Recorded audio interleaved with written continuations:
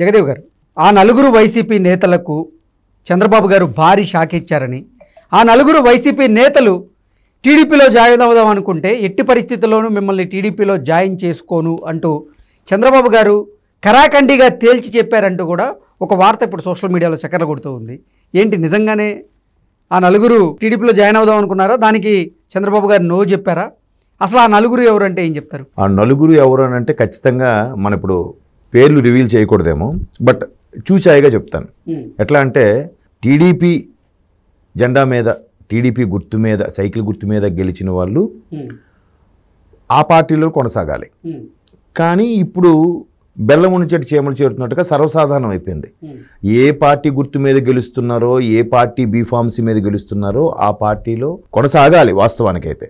కానీ ఆ రూల్ని అతిక్రమించో లేదా పార్టీ ఫిరాయింపుల చట్టాన్ని అణువుగా మలుచుకొనో సంథింగ్ వాళ్ళు ఎటుకు కావాలంటే అటు ప్రభుత్వం ఎటుంటే అటు మొగ్గు చూపడం, ఎటుంటే అటు గోడ మీద పిల్ల చంపడం చూస్తున్నాం.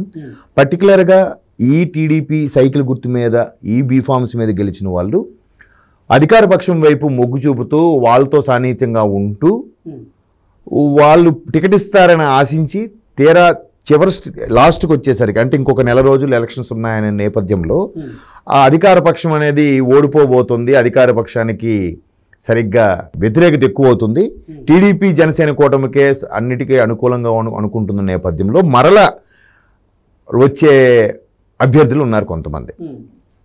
ఎంత వివరంగా చెప్పాక మీకు అభ్యర్థులు ఎవరో ఈ పాటికి అర్థమై ఉంటుంది. అటువంటి అభ్యర్థులు తర్వాత టీడీపీలో ఉండే సీనియర్ నాయకుల్ని భయంకరంగా దుయ్యబట్టి నోటుకొచ్చినట్టుగా ఆడు సన్నాసి, యాదవ, 420 ఏ మాటలంటే ఆ మాటలు అంటూ ఎవరెవరైతే ముందు అధికార పక్షంకి కొమ్ము కాసేలాగా మాట్లాడి ఇప్పుడు అధికార పక్షంలో ఉండే వైసీపీ ఎమ్మెల్యేలు ఇప్పుడు బయటకు వస్తే ఇంకా ఆప్షన్ లేదు, వాళ్ళకి గెలుపే కావాలి, వాళ్ళు అధికారంలో ఉండాలి, వాళ్ళు ఎమ్మెల్యేగా అనిపించుకోవాలి అనుకునే వ్యక్తులు ఇంకొంతమంది ఉన్నారు. వాళ్ళు కూడా ఎవరంటే మీకు కృష్ణా నుంచి ఉత్తరాంధ్ర జిల్లాలో పోవాలి, అక్కడ కూడా నేను పేర్లు మెన్షన్ చేయదలుచుకోలేదు. వాళ్ళు కూడా అంతగా దుయ్యబట్టిన వాళ్ళు ఇప్పుడు ఏమోహం పెట్టుకోమని వెనక్కి వస్తారు. కానీ ఒక రాజకీయంగా డెవలప్ అవుతున్నారు, మన ప్రభుత్వం ఫామ్ అవుతుంది అనుకుంటున్న సందర్భంలో అందరినీ ఆదరించాలి, అందరినీ కలుపుకుపోవాలి.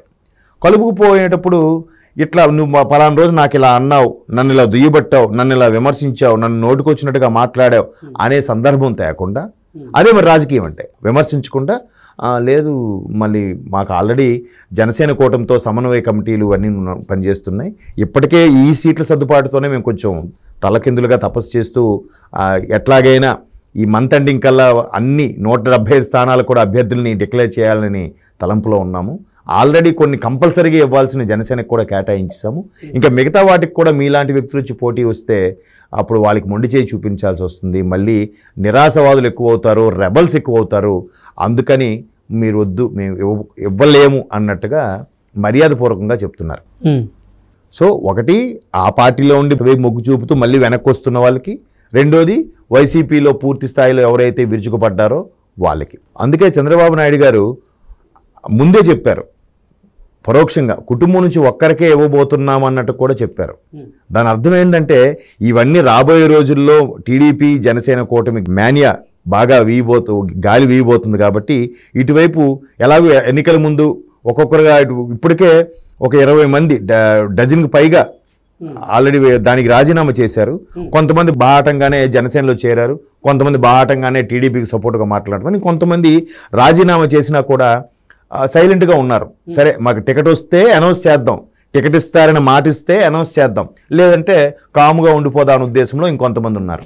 సో అట్లా ఉండిపోయిన వాళ్ళకి కూడా ఇండైరెక్ట్గా చెక్ పెట్టే ఉద్దేశంలో ఏమనుకోవద్దు, మీకు అవకాశం లేదనే ఉద్దేశంలోనే చంద్రబాబు నాయుడు గారు స్టేట్మెంట్ ఇచ్చారు. అలా స్టేట్మెంట్ పోతే ఇంకా తండోపతండాలుగా వస్తారు. వాళ్ళందరినీ సమాయత్తపరచడం అంటే చాలా కష్టంతో కూడుకున్న పని.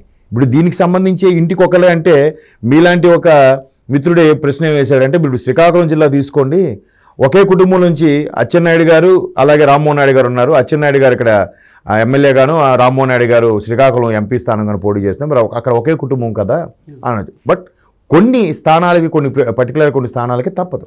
అంటే మొదటి నుంచి కూడా వాళ్ళిద్దరికీ టికెట్లు ఇస్తూనే ఉన్నారు. ఈవెన్ మీరు చెప్పినట్లుగా అంటే అన్నదమ్ముల కుటుంబాలు, అంతేగాని ఒకటే కుటుంబం నుంచి తండ్రి కొడుకులకి ఇస్తే ఇబ్బంది, కానీ బాబాయికి అబ్బాయికి ఇచ్చారు కాబట్టి అలా అలా అనుకుంటే ఇప్పుడు పరిటాల సునీత గారి వ్యవహారం ఉందనుకోండి, సునీత గారికి రవీంద్రకి కూడా ఇచ్చే అవకాశం ఉందని కూడా కొన్ని వార్తలు వస్తున్నాయి.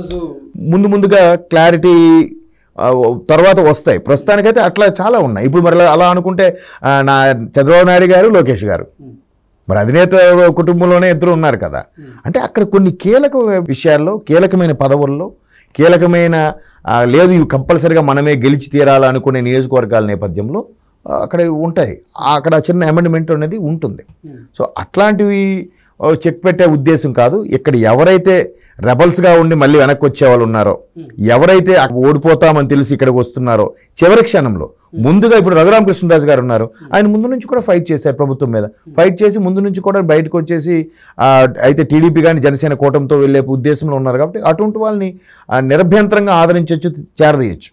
ఈవెన్ చంద్రబాబు గారు అరెస్ట్ అయిన తర్వాత బయటకు వచ్చిన వాళ్ళకి కూడా కొంత అవకాశం ఇవ్వచ్చు. ఇప్పుడు మరీ ఎన్నికలు దగ్గర చేస్తూ వచ్చే వాళ్ళు ఉన్నారు కదా, అందులో 3-4 మీరు ఎప్పుడు అంటున్నారు నలుగురు అని, ఆ 3-4 విషయంలో మాత్రమే ఈ పర్టికులర్గా ఎట్లాగే చెప్పే ఉద్దేశం, పైగా కుటుంబం నుంచి ఒక్కడికి ఇస్తామనే ఉద్దేశం.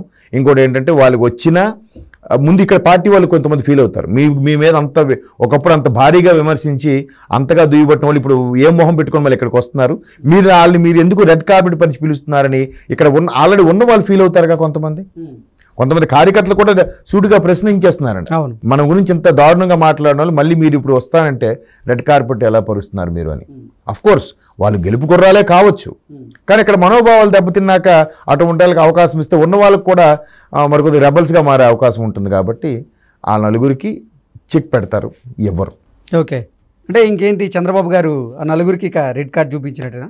అదే చెప్తున్నాను, దానికి పూర్తి స్థాయిలో విరుద్ధంగా అయిపోకుండా ఇప్పటికైనా రాజకీయాల్లో ఏ పరిచయమైనా ఎప్పుడు ఎలా దారి తీస్తుందో తెలియదు. కాబట్టి మరీ బ్యాడ్ అయిపోయి ఓపెన్ అయిపోయి లేదబ్బా మీరు గెట్అవుట్ అనే విధంగా కాకుండా కొద్దిగా చాకచక్యంగా లేదు జనసేన టీడీపీ కూటమిలో కేవలం ఆ నలుగురు వైఎస్ఆర్సీపీ నేతలకు మాత్రమే చంద్రబాబు గారు రెడ్ కార్డ్ చూపించే అవకాశం ఉందా, లేదా వైఎస్ఆర్సీపీ నుంచి ఎవరు వచ్చినా కానీ వాళ్ళందరికీ కూడా రెడ్ కార్డ్ చూపించే అవకాశం ఉందా అంటే ఏం చెప్తారు? అందరికీ కాదు, అదే చెప్తున్నాను. అక్కడ ఆ నియోజకవర్గ పరిస్థితులు బట్టి కానీ అక్కడ ఖచ్చితంగా టీడీపీకి ఆ వచ్చే వ్యక్తి కన్నా ఇక్కడ ఉండే టీడీపీలో ఆల్రెడీ ఎగ్జిస్ట్ అయిన వ్యక్తి అంత పవర్ఫుల్ కాదు అనుకున్న నేపథ్యంలో, లేదు అక్కడ పర్టికులర్ సామాజిక వర్గానికి సంబంధించి ఈయనైతేనే కరెక్ట్గా చెక్ పెట్టగలుగుతాడు అనుకునే సందర్భంలో అలా అనుకున్నప్పుడు మాత్రమే వీరికి అవకాశం ఇస్తున్నారు తప్ప మ్యాక్సిమం వైసీపీ నుంచి వచ్చే వాళ్ళకి పెద్దపీట వేయటం లేదు. కొద్దిమందికి మాత్రం ఆ ఛాన్స్ ఉంది. చెప్పాను కదా, అక్కడ నియోజకవర్గ ప్రాతినిధ్యం కానీ లేదంటే అక్కడ అభ్యర్థి ప్రాతినిధ్యం కానీ లేదా సామాజిక వర్గం ప్రాతినిధ్యం విషయంలో వస్తే తప్పదు, ఈ వ్యక్తి అయితేనే కరెక్ట్గా రేపు పొద్దున రెబల్గా ఉండి మనకు కరెక్ట్గా చెక్ పెట్టగలుగుతాడు అనుకున్నది. అది చాలా తక్కువ పర్సంటేజ్ అది.